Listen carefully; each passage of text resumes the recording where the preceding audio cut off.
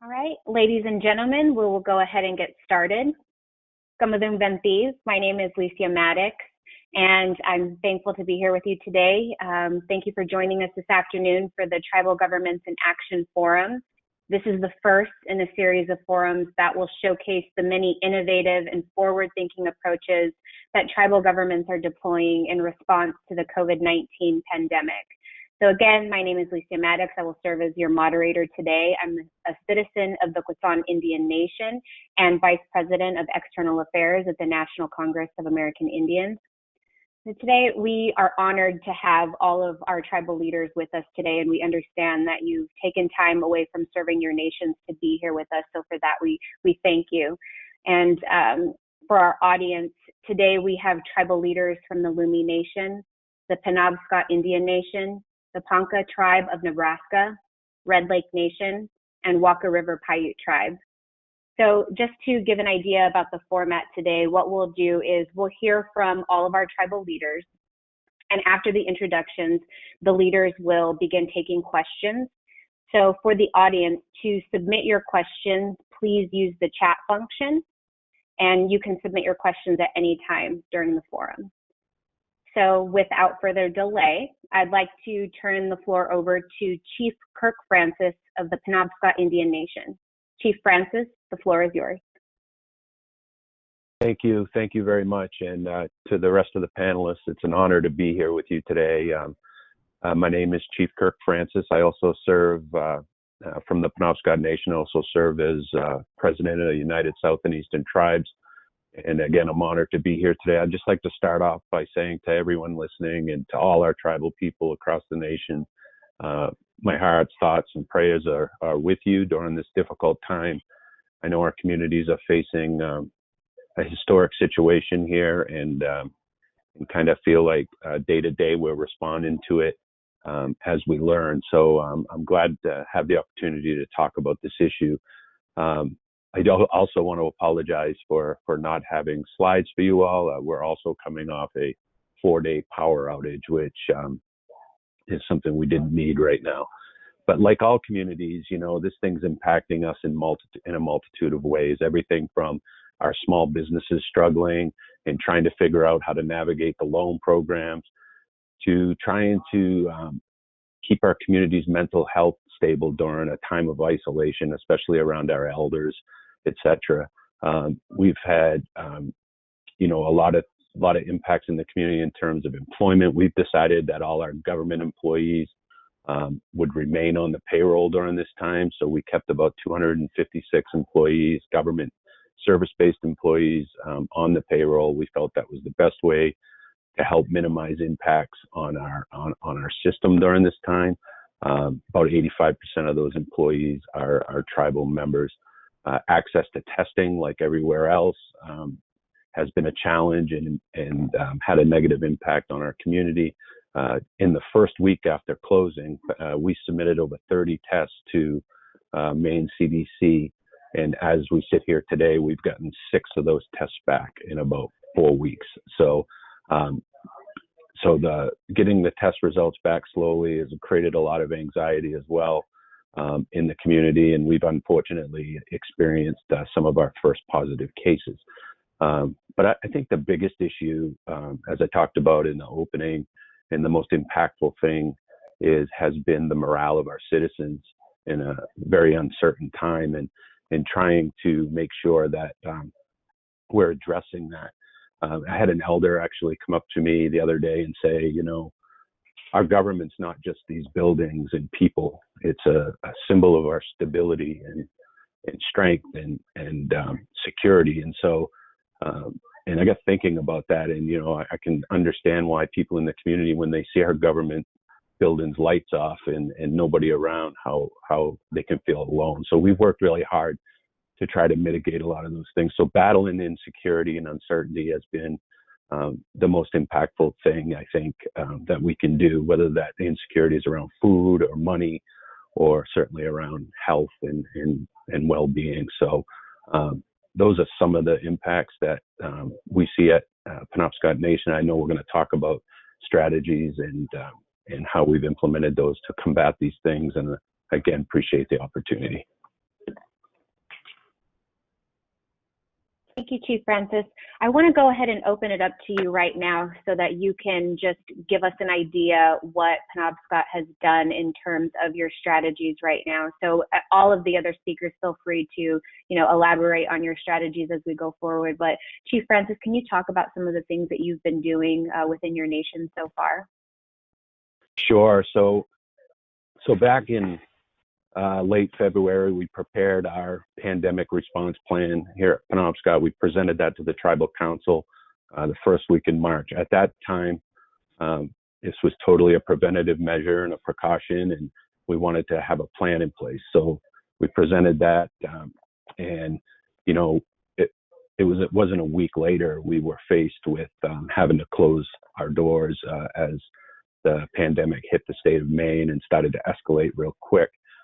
So by March 14th, we were closed. We had to set up our food distribution systems for our elders and all youth below under the age of 18, and of course, all indigent people in between as well through our food pantry program. So we really beefed up our food distribution systems, repurposed a lot of employees. We may now have people that were in forestry 2 weeks ago are now delivering food. So food security was a big thing.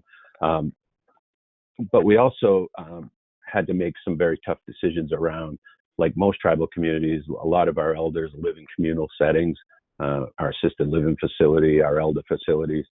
We had to close them entirely to the public and not allow any visitation at all. Within a week or so after closing, we also had issued stay-at-home orders for everyone on the reservation. And then within a week of that, we had to actually issue a no visitor policy for the community and actually have the reservation borders restricted. So that's through signage, through police checks, and through those types of things. Those are very tough decisions and would have been unthinkable a year ago, but we were faced with them and we felt it was in the best interest of the community. And so one of the things we did really early on too that I think was really beneficial is we put a mobile unit behind our health clinic to separate patients with upper respiratory system symptoms to not be in the regular facility and possibly cross-contaminate other people, get other people sick that had to be there for routine health care. So all upper respiratory patients were going to a separate facility, a highly protective facility for our staff. And that accomplished a lot of things. One, losing a provider at a clinic of our size would be devastating to our ability to deliver good health care. So setting a positive and safe setting for them as well as the patients. And we did that very early on. And I think that was an effective strategy on our part as well. So closing the borders, making early decisions, engaging our federal partners early on, doing all of those things in real time, I think benefited our community a lot. And a lot of it, of course, is a credit to a very good staff we have. So, yeah. Fantastic. It sounds like the proactive approach was definitely the right way to go. So it's great decision making in a rapid response way. So thank you for sharing with us, Chief Francis. Next, we have speakers from the Lummi Nation. We have Lawrence Solomon. He's the chairman of Lummi Nation. And we also have Dr. Dakota Lane. So Chairman Solomon, the floor is yours. Hi, Shkrisyam, Nishtalacha. Thank you, respected leaders, NCAI, for the invitation to present today. I'm Lawrence Solomon, chairman of the Lummi Nation, located in the northwest corner of Washington State, the epicenter of COVID-19. This first slide, we have 3 slides. And the first slide is a slide of Lummi's response. I'm privileged to be here with all our relations from across Indian country. We are strong, resilient, and I am honored to work side by side with you as we do our best to combat this pandemic. In Lummi, we take our responsibility for the health and safety of our members seriously, just as I'm sure all you do. We took the stance that losing even one person was not acceptable. This often meant making unpopular decisions, like reducing tribal services, closing our casino, and implementing a shelter-in-place mandate, even before state and national mandates. At the same time, we increased our food program services, provided family support, meals for our children, and deployed a community canning fish plan to ensure all of our families received traditional foods. We suspended housing payments, organized garbage services and care packages for our elders, and much more. It is important to note that we are still addressing the crisis facing our community before COVID-19 arrived. We are still responding to overdoses, domestic violence, and various criminal offenses. We even built a temporary detention facility in response to the unpredictability of the jail systems, releasing potentially violent offenders back into our community. To achieve all this, it was necessary to reorganize our entire government. Our focus is on our community needs, and ensuring all public health and safety measures are met as we fight against COVID-19. Thanks to the proactive public health team and tribal council, preparing for this health emergency has been at the forefront of our minds since January. Lummi has been blessed with amazing forward-thinking doctors who have guided our preparation and emergency response. Lummi's own Dr. Dakota Lane, our first Lummi doctor, Lummi enrolled doctor, has rearranged his schedule to join us today. He is going to go over our response to COVID-19 from his perspective. Thank you, Dr. Lane. I'm honored to be a part of this panel, and I hope that some of our experiences will give you some good information for moving forward. To start with, Washington State had the first COVID-19 case in January 22nd. And immediately we knew that this was going to be a big problem, and we actually put out our order for personal protective equipment on January 28th with the Indian Health Service. So we started rather early with getting ready for this pandemic. We also recognized early on, and I'm sure the rest of the nations out there recognized early on, the importance of testing. We initially struggled to get test kits, and in mid-February, we had been trying to order test kits from a variety of sources, including the Indian Health Service, but we ended up finding and buying 300 test kits in mid-February.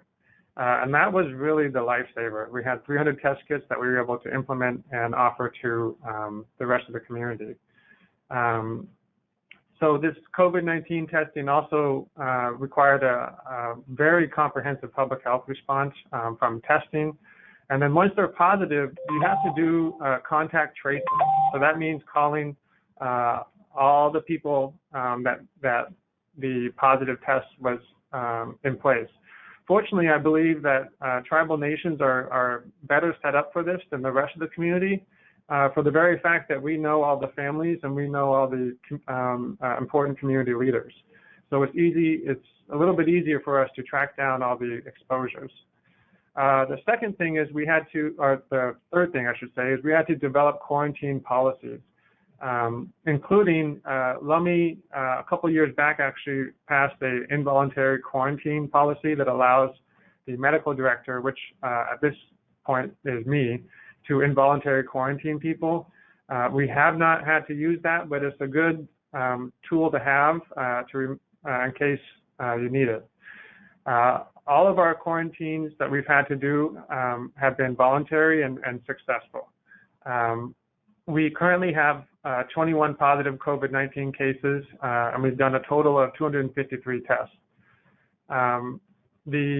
The next thing is we saw all the nightmare that was happening in Italy with overwhelmed hospital, and at the end of February we decided that we were going to build an alternate care site, which is a 23-bed facility for surge capacity. That was quite the endeavor. We have it up and ready to go, fortunately, we have not had to use it. But based on some of the local modeling we have here, there is a possibility of a second wave once the social distancing policies are released. So that means we may have to use this facility in the coming months. And then finally, we had to rethink how we're delivering healthcare. I'm sure many of you have thought about this, but we've really transitioned to something called telehealth. And we're doing telehealth for all of our services, from medical, dental, physical therapy, and mental health. That means we bought a bunch of iPads, we bought some data hotspots for areas that don't have data access, and we deliver the services directly to the patient's home. Next slide. So all of those, unfortunately, this is a short amount of time, but what I want to highlight is all of these things, all of these small changes had a huge impact in flattening the curve. You can see on this graph that you have 4 straight lines, and I'm going to talk about those lines, and then I'll talk about the curve lines last. So the top relatively gray line is a logarithmic graph. And basically, it shows the doubling time for every case. So the first straight line, the steepest one, is doubling of positive cases every 4 days. The next line is I guess, orange, yellowish line. That's a doubling every 5 days. And then the third line, which is a light blue line, is a doubling every 7 days. And then the lowest line is a doubling every 14 days. And then now you have our other line, which is looks like maroon or brown, that shows the relative chart as we got positive cases. You can see in the first, from March 12th, when we had our first case, to roughly March 28th, we were doubling positive cases every 4 days, sometimes even every 3 days. And then finally, it started to flatten out since March 28th.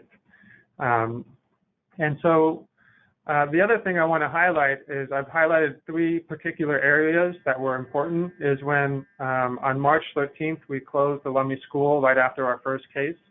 On March 18th, our gaming and casino operations were suspended. And then finally, on March 22nd, we implemented our own shelter in place. And so I think what I want to highlight here is that public health has no silver bullet. It requires a comprehensive coordination with the medical team, with the government, with the schools, with the businesses. And that's where the tribal governments play a key role. You guys are the only game in town that can organize all of this. And looking in the future, I think everybody's asking, when can we open up? When can we open up? It actually really depends on the investment you make into public health. The first thing is testing. There's no way around it. You need the ability to test on a nationwide or community-wide basis. The sooner you find the positive cases, the sooner you can quarantine them, and the sooner you can protect your community, and then allow the businesses and economy to function. So without testing, you're just blind. You have no information. The second, again, the second thing is highlighting quarantine policies, and then third is planning for the future. Developing infrastructure so that you can deliver appropriate health care will be key in making sure your community is healthy and safe. And with that, I'm done. I'd like to turn it over back to Chairman Solomon for his closing remarks. Thank you, Dr. Lane. Thank you for your dedication and care for the health of our people.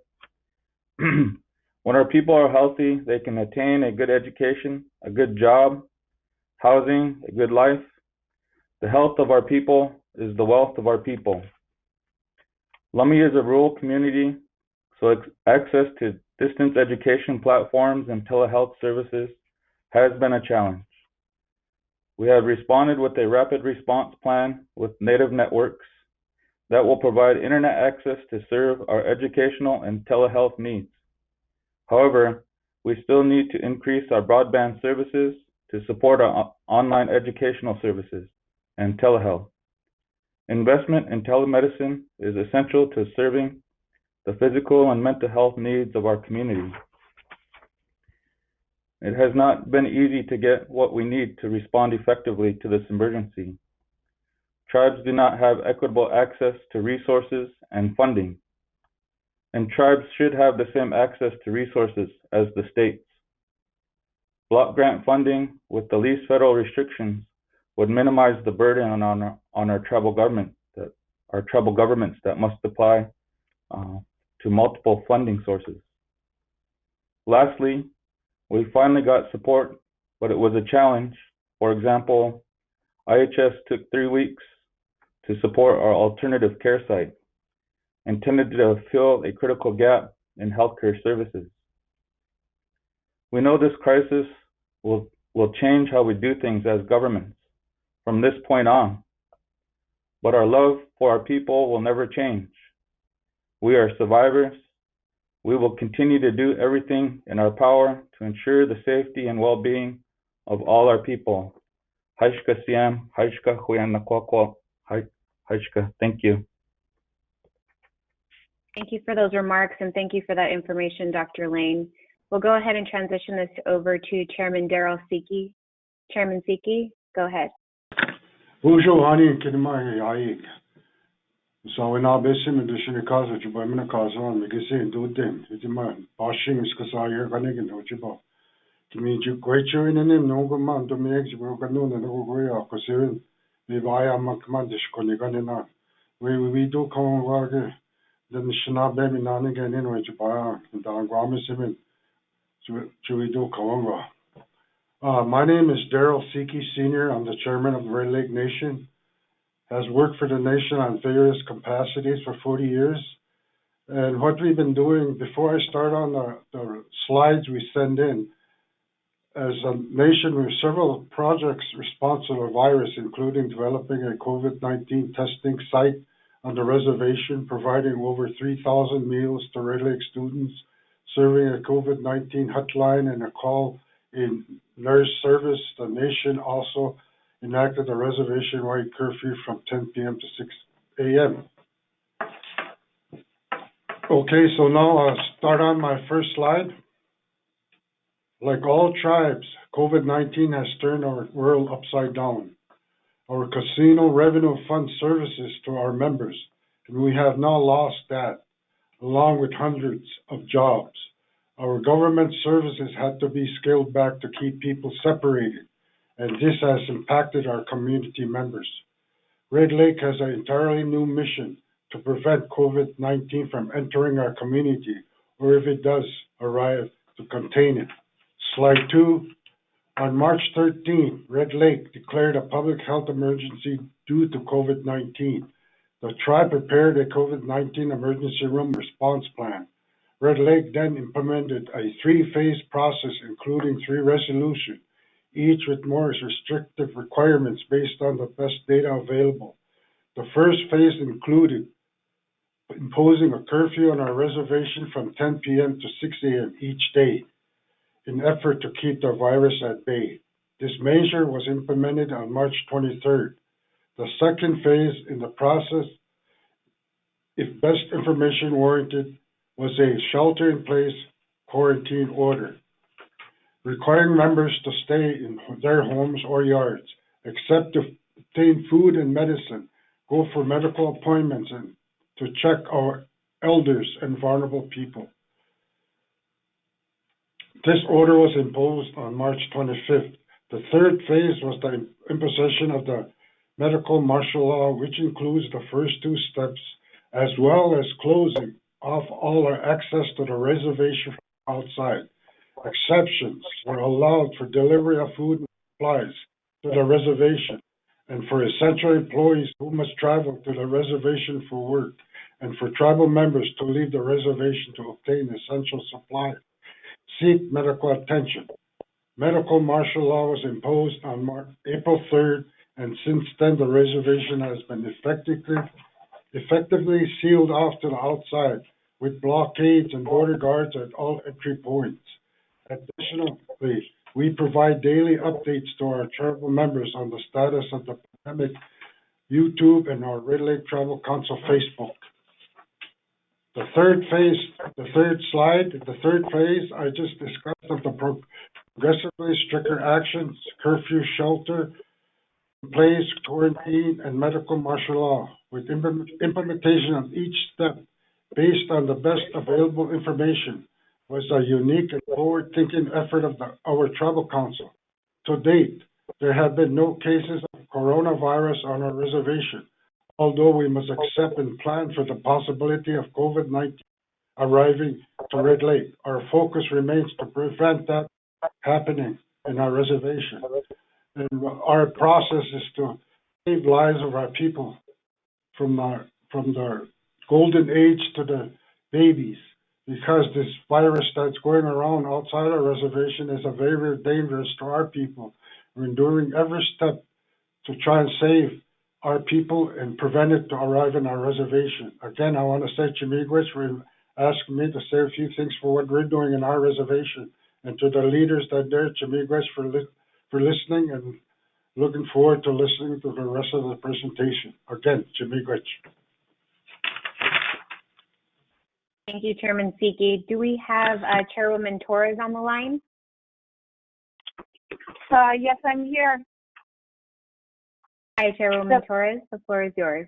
Tija Wamawa, me, Amber Torres, Minania, Nua Agarikata Poinabina Agaigwe. Good morning, everyone. My name is Amber Torres. I'm the chairman for the Walker River Paiute Tribe in Shores, Nevada.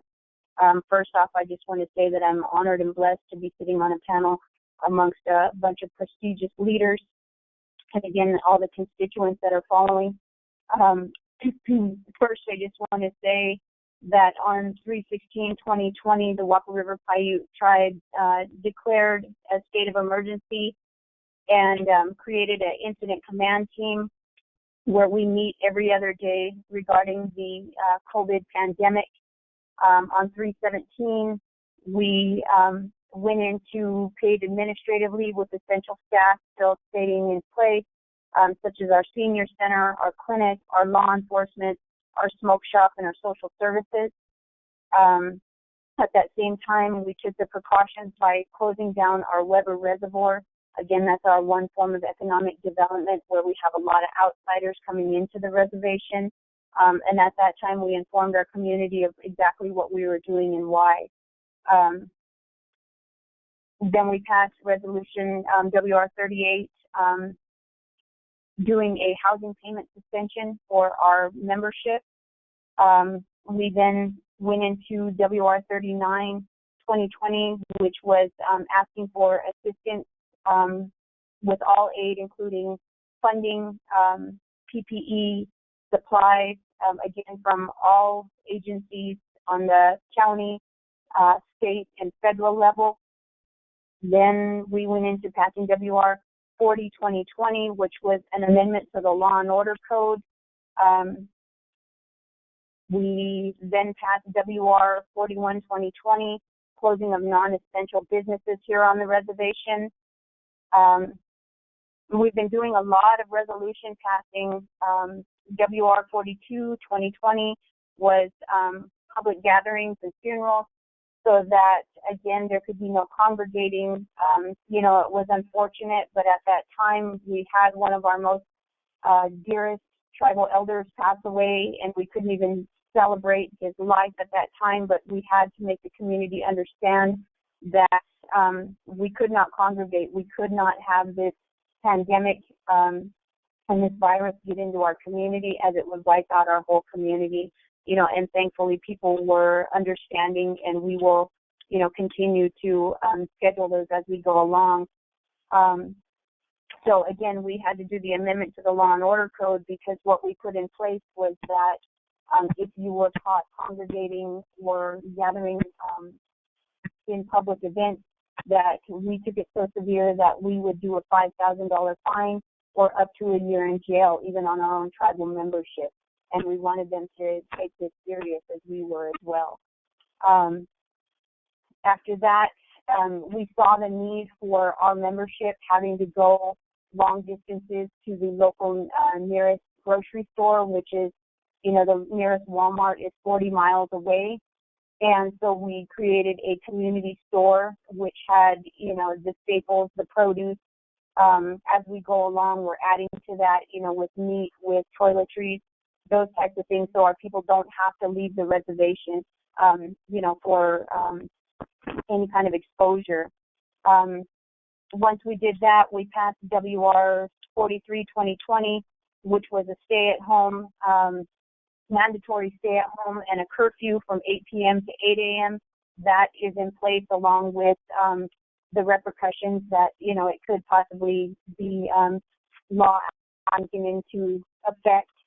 And then the last one that we had to do, resolution that we had to put in place was WR 44/2020, which was to amend the current personnel policy for the police department.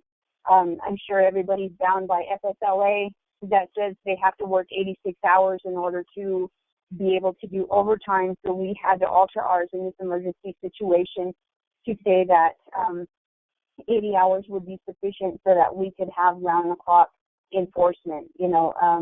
We've had a lot of people not respecting our sovereignty and our choice to close down our Weber Reservoir, because it is frequented, and feel that they can break down our barriers, so we've had to have our law enforcement out there, as well as community policing, to make sure that everybody is accounted for and taken care of. We're still continuing to make the community feel safe, by, again, the community policing, having services in place, knowing that they can call somewhere to talk to somebody. I think mental health is a huge issue that we still need to try to cater to. We're still trying to implement, coloring contests for Easter. We had, small bags that were given out to the community. Again, it is just that fact that we are community and we need to stay together during this pandemic. Not only our community, but the nation as a whole. And as Indian people, that's exactly who we are. But the last thing is, on 4/10/2020, we finally received a rapid testing machine from the Indian Health Service Phoenix area, as our nearest testing facility was 2 hours away. And, again, this is very disheartening because we had heard that the state had received our testing supplies, our testing kits, and they were never dispersed. I think, again, that's a huge barrier for us to have to go through the state to beg for the supplies that should be given to us first and foremost. Just like all the other tribal leaders, we're sitting on the phone day and night with these consultations, and it's just a blatant slap in the face that our recommendations are continued not to be listened to or taken into account. But I think, overall across the nation, and even here in Nevada, is that we're doing the best that we can with everything that we have. As Indian people, we've been through so much already, and we're resilient. We will rise, we will overcome, and we will stay together through the whole thing. So, Pijat, thank you for the opportunity to speak before you and just give you a little insight on what we're doing here at Walker River Paiute Tribe. Thank you, Chairwoman. That was fantastic. We appreciate your overview. So now we're going to transition over to Chairman Larry Wright, Sr. Chairman Wright, go ahead.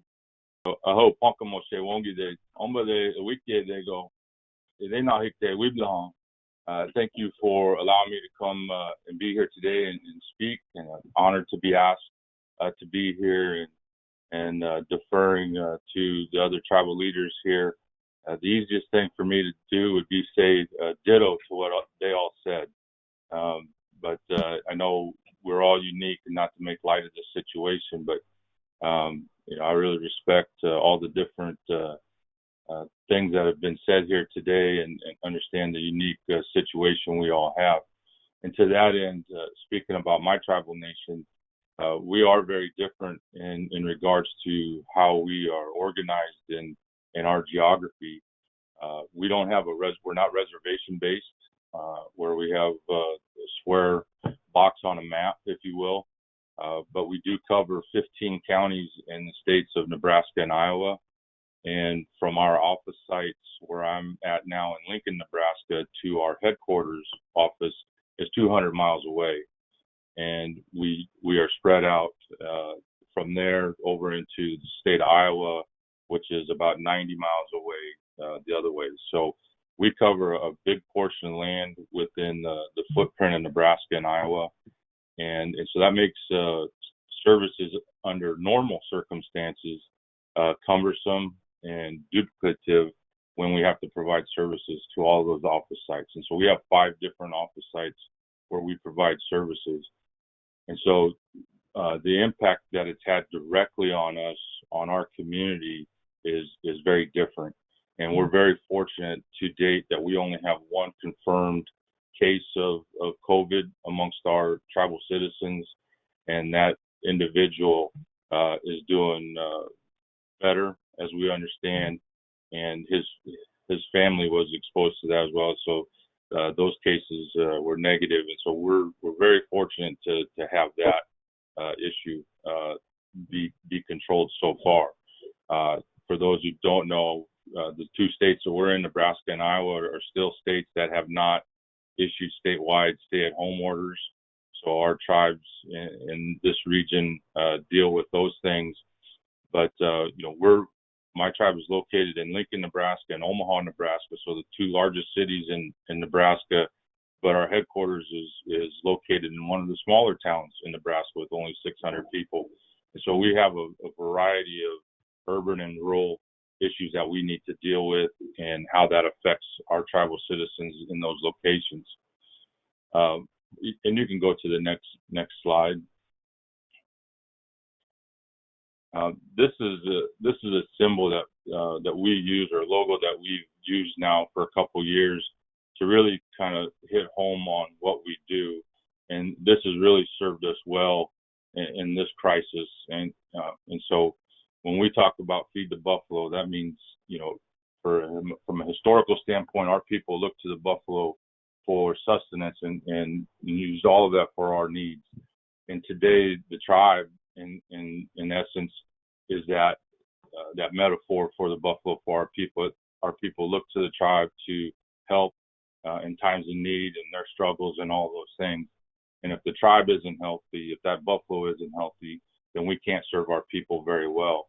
And so all of those different quadrants that are there on the buffalo represent the different entities of our tribe: housing, economic development, healthcare, tribal affairs, and how all of those things need to work together in order to serve our population. And then in time of emergency, that's even more important.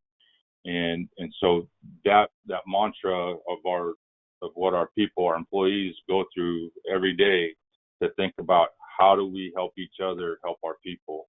And that's really been magnified in the time of crisis like this. And I can't say enough for our workforce, all of our employees, especially our emergency response team that has been put together in this time.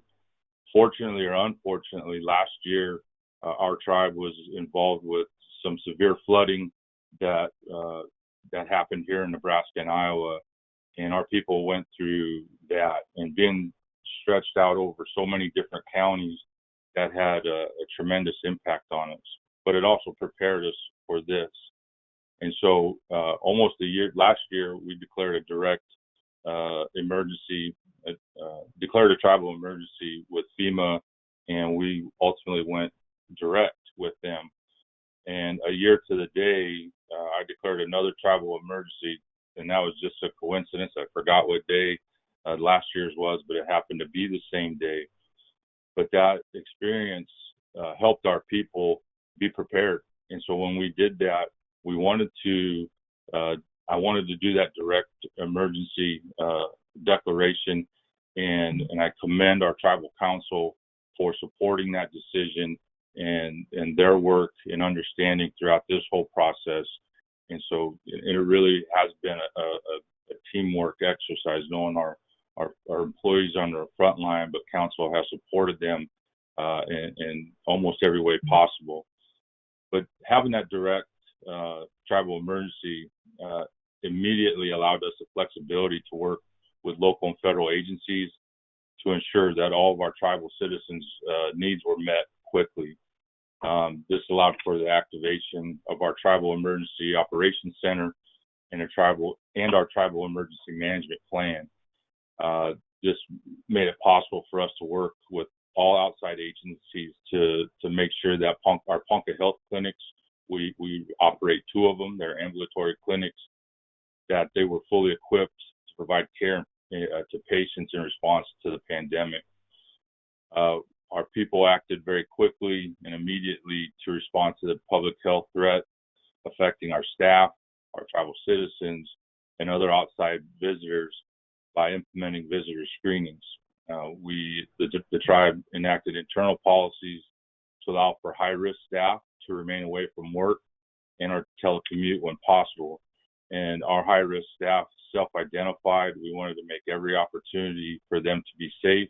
As everyone on the call is, I'm sure, aware, the comorbidity issue amongst natives is very high, and we have a lot of elders as well that fit those categories. And so we wanted to take every precaution that we could to allow for those individuals to protect, and as well as our tribal employees who cared for people at home that may fit those high-risk categories. And so whatever medical condition that our doctors would, in our team, could qualify them for, we acted that emergency policy to allow for that and give HR and our team the latitude to make those kind of decisions. And so, for us, telecommuting and video conferencing is a way of life for us. We've been very entrenched in that process for over a decade now. And so this transition to doing everything by virtual is nothing new for us. And so that was something that we were ready for. And I can't, if I can make one recommendation to everybody as we move forward through this process, to really ramp up your tribe's efforts to do that. Telehealth was mentioned earlier, and with at this time, is really making it a great opportunity for tribes to develop that capacity with these funds and take advantage of that if there is a silver lining in this, to continue to help our people. And we're seeing that now where our elders are at home self-isolating. We're delivering baskets and goods of those things to them, but also how do we make sure that they're taken care of from a health standpoint, and doing the iPads and getting those things, that technology into their hands is very important. And at this time was something that our people were able to pivot to and make that happen. And to that end, we're ensuring that our most vulnerable populations, our elders, families with small children, are covered with food and other needed necessities. We're providing five meals each. We're providing meals each day to our Ponca elders within our service areas. We're providing baskets to tribal elders. We're making proactive outreach efforts to elders and families to determine what assistance they need, and we're using all of our platforms, social media, phone calls, snail mail. We don't want to take anything to chance. In an effort to meet our needs of our citizens, we've also launched a resource request line for tribal members to call in and ask questions. Our emergency management system, our tribal council worked with staff to prepare and implement a tiered plan for office closures. And currently, we're kind of sliding from tier 1 into tier 2. And that's, again, our offices are locked to walk-in traffic. Anybody that comes in is tested, temperature, all those things. And we're making those accommodations, telecommuting where possible. But to that point as well, our casino had to shut down. It's located in the state of Iowa, so they had different regulations there that we complied with, even though as a sovereign nation we didn't need to. But for the health and safety of our employees in the community, we complied with that. But that was a big issue for us. We ultimately had to lay off many of our staff. But in an effort to mitigate that, we also, when we talk about Feed the Buffalo, instead of paying outside agencies to prepare meals and do that where we didn't have the workforce and we wanted to do that in a safe environment, we tasked the restaurant and our casino to put those meals together. And so we were able to use many of our casino employees to help prepare and deliver a meal each day to our tribal elders in all of our service areas. And so in some cases, these guys are driving 4 hours just to deliver lunch. But that's something that Tribal Council felt very strongly about, and our employees stepped up because they wanted to be part of that process. So it's really been a community effort. We have referral services that our people are able to use, and emergency funding is processed for our tribal members, and that's usually taken care of within a day, and those services are able to be met.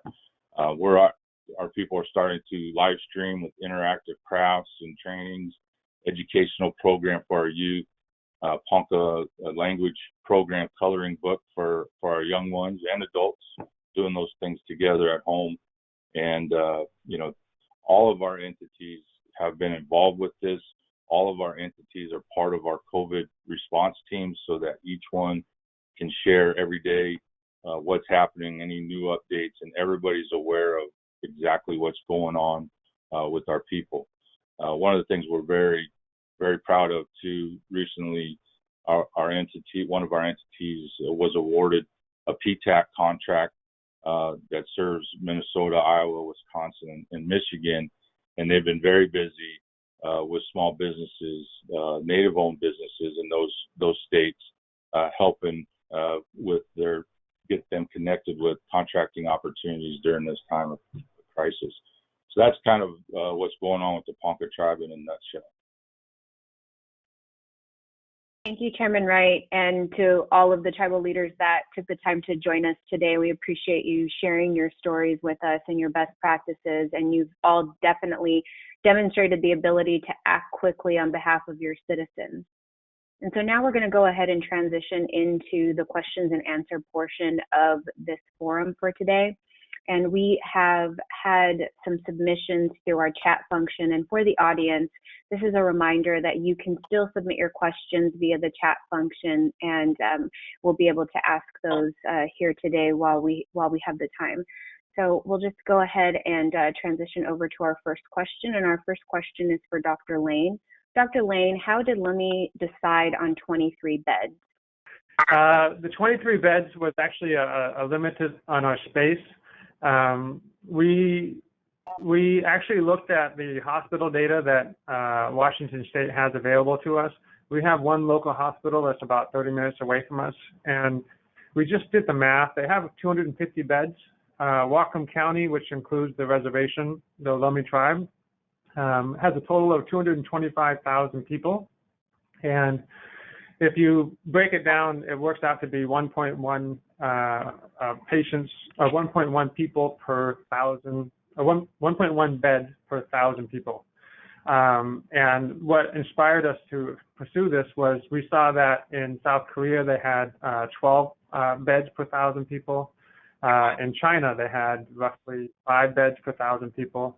Then Italy had roughly 4 beds per 1,000 people. And then our local community had 1 bed per 1,000 people. And we definitely, so then, those were alarming numbers to us, the fact that we may not have enough beds for everybody. And so we knew we couldn't build our own hospital in a couple weeks.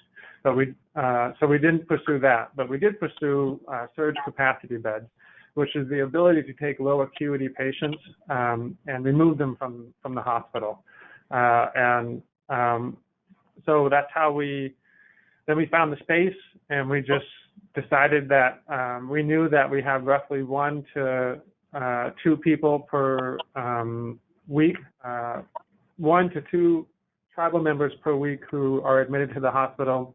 And so we extrapolated and made an educated guess that 23 beds would be hopefully be enough. Thank you. Thank you so much. So the next question that we have is for all of our panelists here. So I'll just go around the table here and ask the question of, what are you doing or planning to do with the emergency funds from the federal government? So we'll go ahead and start with Chairman SEKI. Are you talking about the $8 billion that's proposed? Yes. Right or now, any other funding from the other two packages if you've received it. Yes, we lost a lot of revenue since we closed our casinos, and so what we have some reserves we're using, and we have over 2,000 employees, and we also have essential employees. There's many things we want to use it for, and we've been using our own dollars to survive. We keep paying our employees, and there's many different ways we want to use it for just reimbursing what we spend a lot of money so far using our own dollars, and it's been pretty rough for our tribe, what we have to go through, and waiting for the promises, and all the time it's always broken promises, so we're still waiting. Thank you. Chief Francis? Hi, thank you. Yeah, so as the chairman points out, I don't think any of us on the panel know exactly what we'll be receiving at this point from the $8 billion fund. I do know that the TPA dollars through the Bureau of Indian Affairs are getting worked through now. IHS increases have happened. So the question, what will we do with the money? What we did very early on at Penobscot was just said, we're going to take some of our general fund revenues and money. We're going to place those in a special account. We're going to bill every activity in response to this COVID thing to that account. So we feel like we have a really accurate accounting of how we've responded to this, everything from employment to any supplies we've had to get to restocking our emergency management, all of those different things. So we've really been focused on employee retention for essential services and making sure that our medical facilities, public safety, all of those types of things are adequately funded. So we have a really good understanding of what our actual and associated expenses are from this COVID response. And these funds will be able to be used to replenish tribal coffers, but when things go back to normal, to continue to fund people and to not people haven't had their jobs lost during this period of time. So most of those dollars will be used for reimbursement for what tribes are already doing anyway, and also for, as has been pointed out here, those however your government services are funded, whether that's through a casino operation, through an 8A operation, those dollars lost are important to recoup so that the services your tribe has become accustomed to receiving can continue to do so. Okay. Chairman Solomon, do you have anything to add? Yes, it's kind of along the same lines as the other chairman and chairwoman. We have one of the things that we've done is we've turned one of our buildings into an alternative care unit, what Dr. Lane was talking about. And then some of the other things that we would do with those funds is, to invest in the infrastructure for broadband, for telehealth and online education. And one of the things that we've been doing as for the community is we've been taking care of our people, and we've been having more food bank. We want to distribute some more food to our people, replenish our services, our essential services, and we mostly want to, turn those funds to health and a strong recovery for all of our efforts for recovery. Thank you. Thank you. Thank you. So it sounds like there's still some work to be done in trying to understand the distribution of the funding and the allocation that your nations will receive. So we'll pivot over to another question here. Chairman Wright mentioned working under some of the Iowa state guidelines. So I'd like to ask this question to any panelist that's willing to answer. How is your tribal nation working with the neighboring governments to control the spread of the virus?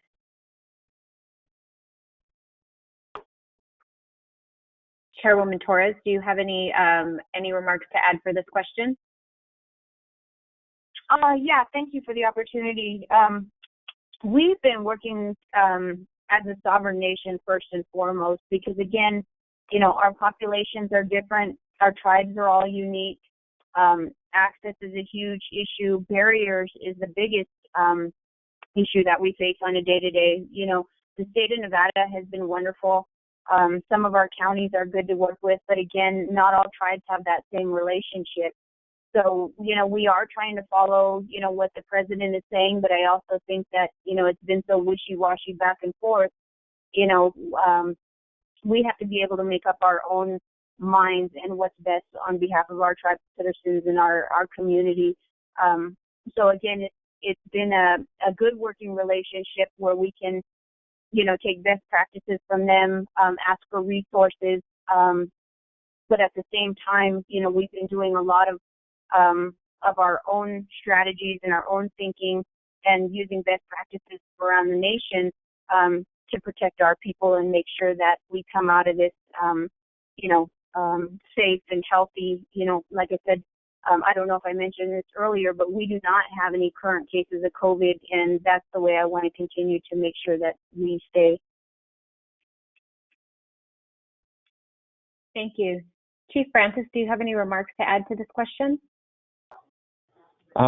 Yeah, so for us, and I think the chair lady's right, we have to always be working from a position of sovereignty on what's best for our own folks and taking action as our own governments, because when the doctor talks about testing and our inability to get tests based on a tight state priority system, we took the initiative to go, and we now have 2 point-of-care testing machines here at Penobscot that we're able to prioritize based on the actual situation. You know, those things don't account for, and this is just an example, those priorities at the state level don't account for average age of death in tribal communities and health disparities in tribal communities and diabetes rates, all of those things that we know put our people at risk more than any other person at a much younger age. So those independent decisions are extremely important, but also important to be good neighbors and to have a government to government.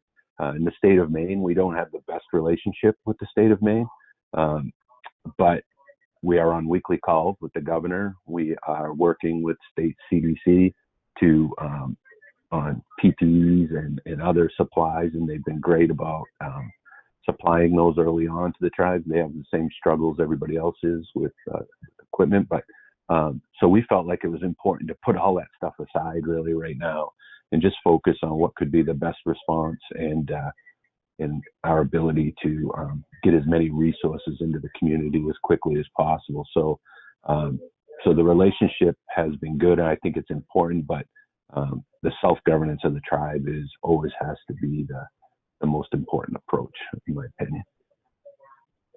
Thank you. Thank you. Transitioning to another question here, a majority of you have talked about how you've implemented food delivery services or started, you know, pantries or tried to address making sure that your tribal nations had access to the essentials. And so an audience question is, are you starting to see disruptions to the supply chain in the grocery stores your people rely on? And if so, what are you doing to address those disruptions? And so, Chairman Wright, I'll have you start this one off. Thank you. I think the biggest disruption that I think many people are facing is just the run and over purchasing of hand sanitizers and toilet paper and some of those kind of cleaning supplies. And so that's been something that we really run into as an issue, and to mitigate that, we've had staff just go and start making their own, and as far as hand sanitizer and those kinds of things. We've had some local breweries that have transitioned to making hand sanitizer from their products and have offered it for free or at a goodwill gesture. So we've taken them up on that as well. And so just looking at those alternatives, and the benefit for us has been our employees have really taken the ownership on to say, hey, we want to supply, and we're a mix. So not all of our employees are tribal citizens, but our non-PONCA employees, the same thing. This is an ownership. This is, we're all in this together, and they will spread out and go buy material and bring it in. And the tribe has been very good in different instances of reimbursing for that, because we know that where that product is going to go. So it really has been a thinking outside the box mentality, and really just because we have, as I said earlier, we have such a diverse makeup from a geography standpoint. In our bigger cities where there's more supply, we'll buy that there and then ship them to our other locations. And so it's really kind of an all hands on deck. Whoever can make it work, we'll do it. And so we'll buy in one location and get it to the others and just kind of do a mix. So, but those are probably the most in demand products that are becoming harder and harder to find. Thank you. Chairman SEKI, this question was directed specifically for you. It is my understanding that the highways on the reservation are state highways. Did the tribe have any pushback from the Minnesota Department of Transportation regarding the roadblocks on the roads?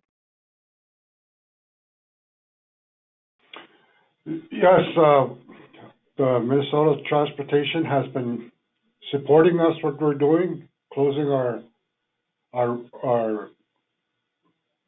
borders. They provided us some signs, warning signs that the highways are closed, and we do allow the highway patrol and sheriffs when they pass through, or semi trucks that are doing deliveries and all that. And so far so good. We've been doing great on other like the one you're talking about, transportation, and here in Minnesota have been cooperating with us in our borders, and which we have a good relationship, and we want to thank them for doing everything possible to help us to streamline the traffic. And our people that are in security on our borders are doing a good job along with our law enforcement. And it's unique. We're a unique reservation. We're closed and closed reservation, and we closed all our borders. I want to thank those guys out there, because they're doing a heck of a job blocking our roads, and especially the county and the state of Minnesota of transportation helping us out. And we have a good relationship with the governor and the lieutenant governor. We have daily conference calls with the lieutenant governor and other staff, and which is great. And then all 11 tribes have daily calls in the morning and at 10:30, and then there's another one at 4:30. So we're meeting daily, and we get good relationship. And we also work with the Beltrami County with the Department of Health and Human Services, and also I know they were talking about food distribution programs. That's how we deliver our foods. Plus we have the food shelf, and so we're doing everything possible to help out our people, and especially our elders and vulnerable. So I just wanted to add that, and I want to thank you for the question. Thank you. Whoever submitted it. Make rich. Great, thank you. So we've heard a lot about how you all as tribal leaders are addressing nutrition and elders and, making sure that your borders are secure. So now I'd like to transition over to infrastructure, mainly pointing to, internet access. And now that a lot of your students are having to experience distance learning, a question came in for Chairman WRIGHT regarding the iPads that you mentioned earlier. So you mentioned that the iPads were, used currently for elders and for telehealth. So are you doing anything for for iPads with the students in distance learning, and also how are you covering those expenses? Is it, by leveraging any type of funding from any of the 3 packages that have been released? Thank you. Yeah, this really started as it's an extension of what was going on in our housing program under the homes funding, where they've worked to get broadband service into tribal housing and building off of that. And so one of the things, as we looked at what our need was in opportunity and possibilities, and especially, again, going back to telehealth, we really wanted to focus on our elders and those most at need. And for our students, we don't have, because we're in so many different areas, we don't have tribally run schools or a high population of any of our youth in any one area. But we're fortunate in Nebraska to that extent. Many of our school districts that our students are in get issued some of that technology where they're at. And so they have access to that in those regards. But with our emergency response dollars, if we have families that need internet access, need those kinds of things, that for us qualifies as an emergency need to stay connected. And Nebraska has this motto: stay home, stay safe, stay connected. And by extension, we're trying to facilitate that as well. And so we consider that a need that our people can qualify for. And there's other programmatic dollars already in place that help with those things. So we're building on top of those programs. And so anywhere that this funding that comes in is allowed for, we will, if any COVID related expense that we can justify and make sure that it stands up to scrutiny of an audit on the back end of all of this, we're going to advocate for it. And so we're going to keep track of every penny that we spend in relation to this. And so that's something that we did last year and served us very well with the FEMA disaster that we had last year. And we're approaching that same way this year with this. And so to that end, again, reaching out to our elders so they don't have to come out, and our doctors can provide those telehealth services. And with the parameters that have been put in place with this funding, that ability is there. With the relaxation of HIPAA requirements at this point, we want to take advantage of providing those services. And at the end of this, we're going to be able to stand up a very robust and strong telehealth program across all of our service areas to provide for our elders. And so we want to do everything that we can. And if we have to put in some tribal dollars to help that, because as was mentioned earlier, we don't have the dollars yet. We don't know what's going to happen. We know there's how much each tribe is going to get, but we have real-time expenses and we have to mitigate those now. And so we're spending those dollars in hopes of, with the plan of, we're going to recapture as much as we possibly can, but we're still investing in ourselves. These are still things that our tribal citizens need, and our tribal council has taken that look at that and say, okay, what do we have to do to take care of our people? And so those are kinds of things that we look at. And again, it comes back from the feedback that we have. We send out surveys to all of our elders too. What do you need? How do we make this better for you? How do we make sure that we're taking care of all of your issues? And whether it's from a technological standpoint, which for us is just truly the easiest thing. And for anybody who fears that their elders aren't technologically savvy, our elders have gotten so used to doing video conferencing through the normal times. When it doesn't work, our elders get upset, because that's a form of virtual community for them that they've grown to depend on. So we hear it even when, hey, you guys need to get your technology together. And so that's something that we're very fortunate to have. But we are very pro technology anyway, and so we look at that every chance we can. Thank you. And that really helps to segue into the next aspect of some questioning that we had come in regarding communications and outreach to the communities. And so I want to direct this question to Chairman Solomon. Can you share more about the communication mechanisms you are using to provide both employees and citizens with real-time information? Yeah, just last night we did one update, and we've been updating about weekly. And one of those, we're sending it out on social media, and also we've done some through the mail.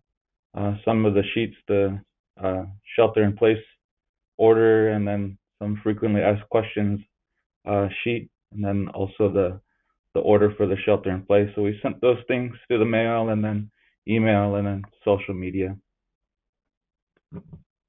Thank you. Oh yeah. Chairwoman Torres, do you have some remarks to add to how you've pivoted your outreach strategy to your citizens of your community? I think I would probably just mimic that as well, because I think that's been the biggest challenge. You know, we have about 450 mailbox on the reservation. We manage about 320,000 acres of land, and, you know, trying to get to every tribal citizen on our reservation is of the utmost importance. But again, we're doing the same thing: social media, live Facebook feeds. You know, my biggest thing is in Indian country, word of mouth is always the best. But, you know, the other thing is I want them to have informed information. So sending out mailers to all the box holders, going house to house and putting, you know, our flyers or our newsletters underneath their windshield so that they can come out and get it. Even if we're duplicating services, the thing is we want these people to be educated on what we're doing and have the most up-to-date information. As we know, we're continuing to update things on a hour-by-hour, minute-by-minute basis, you know, so that's also a challenge because we may just put something out and it may change. You know, so everything's a challenge, but I think, you know, just to make sure that our people are safe and educated on what we're doing is of the utmost importance. Thank you. So while I have you, Chairwoman Torres, we do have a question specifically for you regarding the close-off of the reservoir. The question says, did you get any pushback from the state with your decision to close off the reservoir? You know, not with the state, because we are a sovereign nation and the reservoir is within our boundaries, and we also coordinated and worked with the Bureau of Indian Affairs to make sure that we had their support as well. The biggest kickback or pushback that we've gotten is from people that utilize our reservoir, you know, for recreational purposes.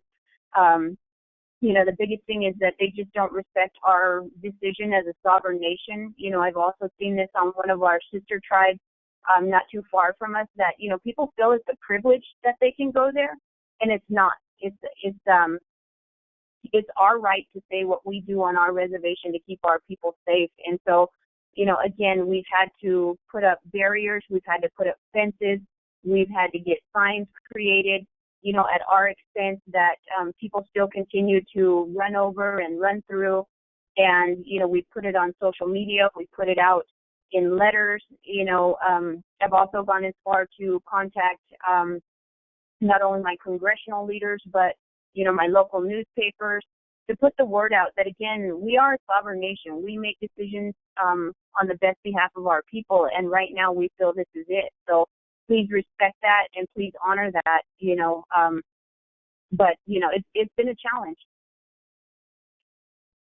Thank you. And that is a great segue into the next question that we have here, because we are dealing with some trying and difficult times. And, you know, we saw the Mashpee issue come to fruition as all of this, as all of the pandemic started to erupt in the country. And so this question, we'll start off with Chief Francis for this question. What guidance do you have for state agencies that are eager to take on environmental projects that could have impacts on tribal cultural resources at this time when your tribal nations are contending with COVID-19? Chief Francis? Yeah, thank you for the question. And as a natural resource-based tribe on about 175,000 acres here in the state of Maine. I appreciate also you recognizing what happened in the Mashpee situation, first time since the termination era that we can think of land's been taken out of trust during a time that when tribes are in crisis. And so we would just, obviously the work we do at USET and a lot of other places center around this right now. We shouldn't be moving forward with projects, infrastructure projects and other things that have potential harmful impacts on tribal people. When you think about, all the reviews that need to take place and the protection of cultural resources, all of that stuff needs to be considered. And we already see this kind of national effort by the administration right now to streamline these processes under the guise that we're trying to get work out there and we're trying to get things started and we're trying to get people back to work. But really, it's about circumventing these regulations that have prohibited some of these projects, and for very good reasons. So I guess the message I would send to folks, or my wish, would be that when we're dealing with a pandemic right now, and tribes are doing all they can with their resources to protect the health and welfare of real people, it doesn't seem fair to be pushing projects forward that can be potentially harmful when tribes do not have the ability right now to prioritize those fights. Thank you. And it looks like we're closing in on the bottom of the hour now. So I do have a final question that I'll direct to each of the panelists. So if you could briefly let us know, can you please share more about what you're doing within your tribal nation to make supplies of PPE available for your employees or tribal members? We'll start with Chairman SEKI. The PPE, is that the question is our employees? Yes. Yes, right now, we have this stay-home policy, and they still get paid through our resources. What we have, like I said before, we're using our funds, and hopefully, and we're keeping watch what we spend, and hopefully we get reimbursed for all what we're doing for our employees, because they gotta survive too. And we're working together is the big issue. And that's what we do, is we try to work together. We look out for our workers, and that's one thing we're doing is we're paying them as they're on stay-home leave, the COVID-19 leave is what we call it. And we're paying them, and we're keeping track of that. Our Treasury Department our Treasurer, Ned Johnson, is keeping track of all that, and hopefully that the promises we're going to get reimbursed, and that's how we're taking care of our workers. And we look out for each other, we look out for our people, and we're doing everything possible to make sure that they stay healthy, and hopefully this, as I say, someday these things will go by us, but there's always hope when you work together along with other communities, other tribes, because that's the way we look at it, is working together, there's always hope. Be good. Thank you. Thank you. Dr. Lane, would you like to weigh in on how distribution of PPE is happening for employees and tribal citizens right now? Sure. Can you hear me? We can. Thank you. Okay. All right. So we actually have a pretty we're well stocked with PPE. We have about 1 to 3 weeks worth of PPE, depending on which one you need. And so we've been doing our best to make sure all of our health staff, as well as any of the essential employees, are protected. And the reason why we got here is because anytime there was a request for PPE from the Indian Health Service or from vendors, from the state, from the local public health, we just applied, and then we managed to get enough PPEs to protect our health workers, as well as the essential services. Thank you. Thank you. Chairman Solomon, anything to add to that for Lummi Nation? No, not too much to add, just that, some of the community members have been making masks, getting fabric from the Joanne's Fabric and taking fabric home and making masks. But nothing more to add than that. Thank you. Chairman Wright?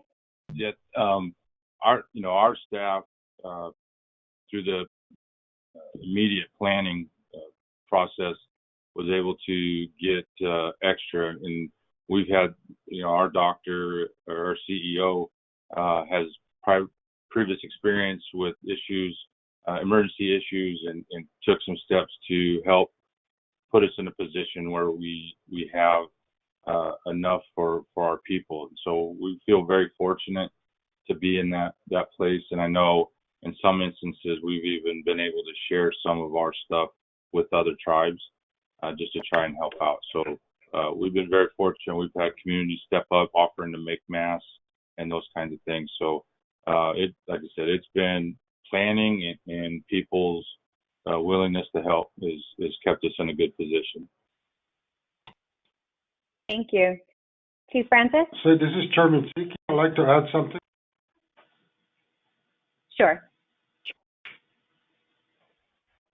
Can I add something? This is Chairman SEKI.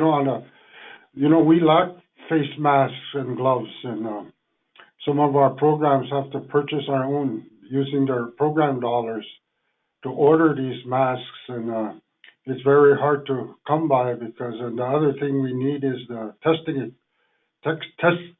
kits, and we're short of those, and we hardly get anything from the promises we're being told that they're going to be distributed, but yet we have to buy our own, and it's been pretty hard for us to get these safety equipment you guys are talking about, and we need them, and some of our people are making their own, and which is great. And I was given by a teacher from our Panema school gave me one, and then another one from our superintendent made me one, and the ones our chemical health program ordered some and distributed them to our programs, but yet we still need kits and we need ventilators, and I'm pretty sure other tribes are in the same boat as we are, but they always say there's plenty to go around, but it seems to me the tribes are always forgotten, and we have to purchase our own and spend our own money, and that's what I wanted to add. You betcha. Thank you. We definitely are seeing a lot of that in terms of low stock within tribal nations. Chief Francis, we have about 2 minutes left. Sure, thank you. We've, like Chairman Wright, we were fortunate that our staff was very active early on in trying to work with multiple agencies. We're blessed to have a very active organization in USET and others that, as they started to see the need for these things, we were able to, I think right now as it stands, our clinic is about 120 days out on supplies. So we feel pretty good about where we are right now with supplies. Our emergency management department as well has been stockpiling N95s and other masks and gowns and hoop covers and all of those things. So we feel like we're in a pretty good place with those. Of course, moving forward, we're seeing things now in New York with mandatory orders to wear masks as people start going outside more and more as this reopening of the economy starts to take place. These pieces of equipment are probably going to become much more scarce again and more valuable. So anyway, the short of it is we feel pretty good about where we are, but we understand the disparity all over the country, and we also have been trying to help when we can with others. Thank you, Chief Francis. And that is all the time that we have for today. If we were not able to get to your question, please email your request to ncaipress@ncai.org, and our press team will assist in facilitating a response. So again, thank you to all of our participants today, and Chairwoman Torres joining us on the line. Thank you all, and that concludes our forum for today. Yaha.